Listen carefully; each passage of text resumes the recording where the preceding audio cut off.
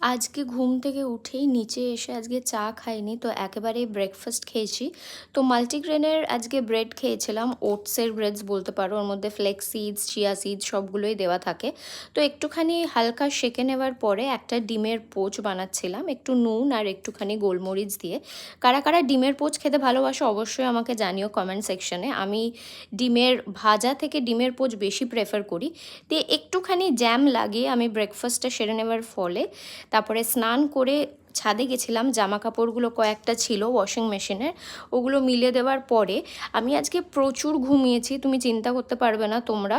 আজকে সানডে বলে অনেক ঘুমিয়েছি। ঘুম থেকে উঠে আমি একটুখানি শুয়েছিলাম, তারপর কারণ কি উঠতে ভালো লাগছিল না, দিয়ে চা খেয়ে আমি আর রাহুল একটুখানি গল্প করছিলাম। আমরা এমনিই করতে থাকি পাগলামি, কারণ কি আমাদের অনেক দিনের রিলেশন, তোমরা হয়তো জানোই, 13 বছরের সম্পর্ক, তারপরে বিয়ে করেছি।